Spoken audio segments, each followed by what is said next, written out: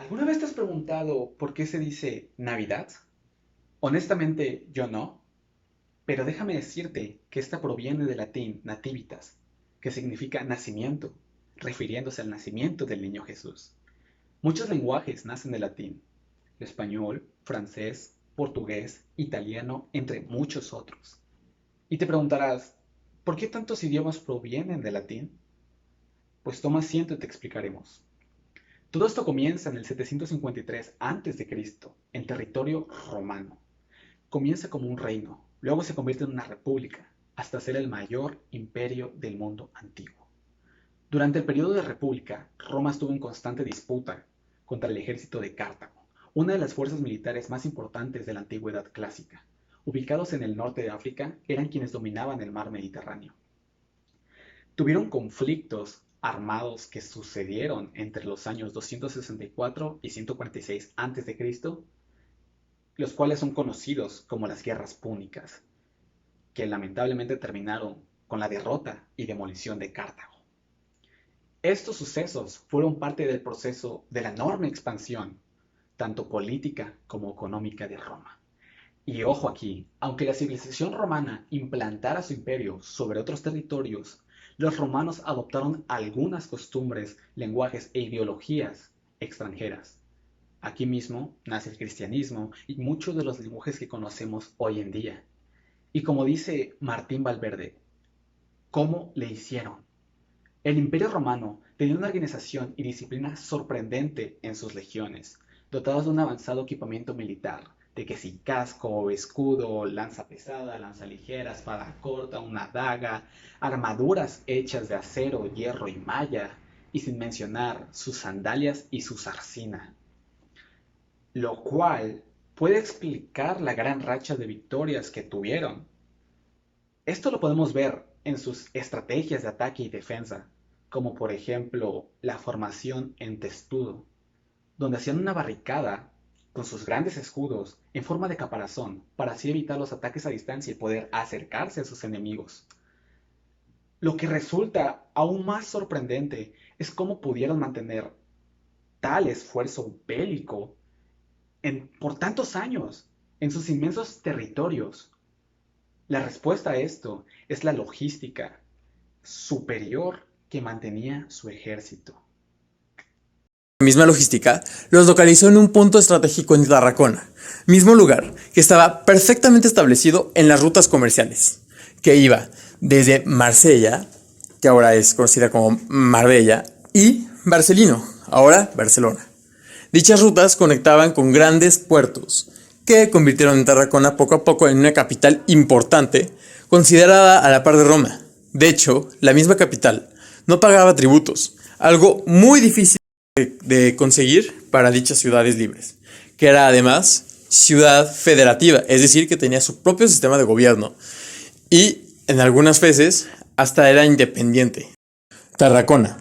Tras la Segunda Guerra Púnica, los romanos empezaron a extenderse y una de las primeras y más documentadas que hay es Tarracona, en la península ibérica.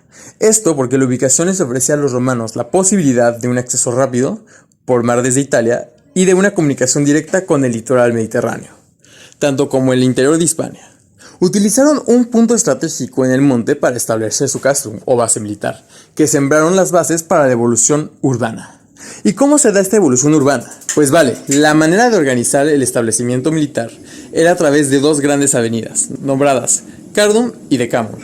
En dichas castrums habían dos regiones denominadas Volkskamp y Altkamp.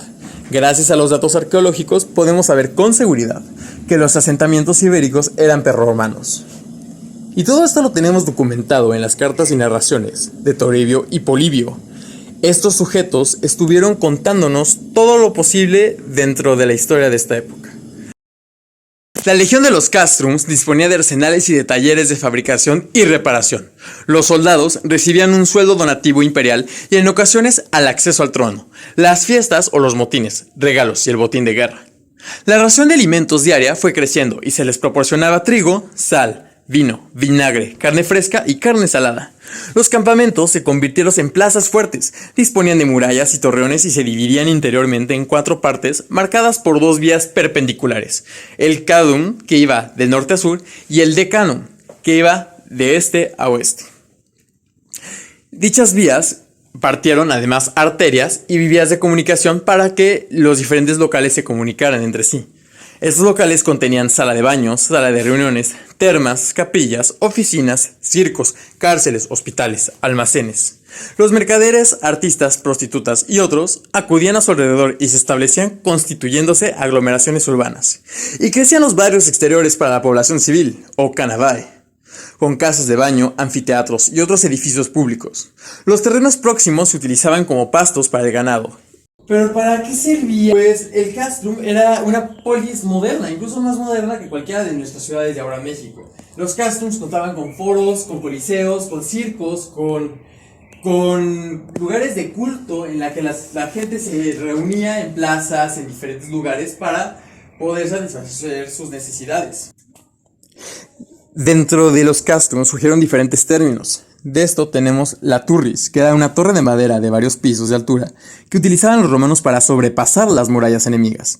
En cada piso había un gran grupo de soldados romanos que una vez en la muralla bajaban la compuerta y mataban a los arqueros enemigos. Tenemos la catapulta, era un arma romana la cual lanzaba objetos de gran peso, como piedras, para derribar los edificios y soldados enemigos. Podía utilizarse desde mucho más lejos de la posición de los arqueros. El músculo, que era una estructura de forma de caza con ruedas, en la cual se metían los romanos para ser transportados de forma segura.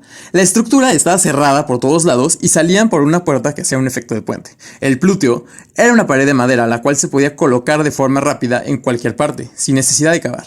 En ella se protegen los soldados romanos cuando iban a recibir una lluvia de flechas enemigas. La tortuga era una pequeña estructura con forma de caparazón, en la que se metían armas o soldados para transportarlos. La forma de la estructura hacía resistente a una gran variedad de armas. También tenemos la ballista, que era un arma utilizable de un sistema parecido a la catapulta. La ballista lanzaba lanzas en vez de piedras, y se lanzaba en recto, en vez de abajo hacia arriba. Las astas cogían una velocidad increíble, y nos la podían parar los escudos utilizados por los enemigos. El onagro era un arma que hacía lo mismo que la catapulta, a diferencia de que no tenía tanto alcance como esta.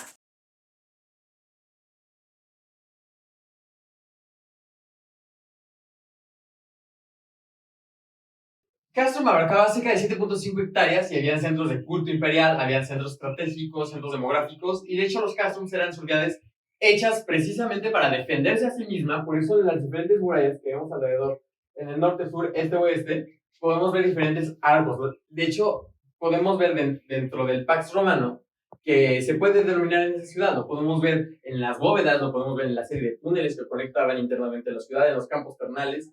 Todo esto gracias a la gran herencia que nos dejaron los romanos y que podemos verlo en las ciudades europeas del siglo II a.C. hasta la actualidad.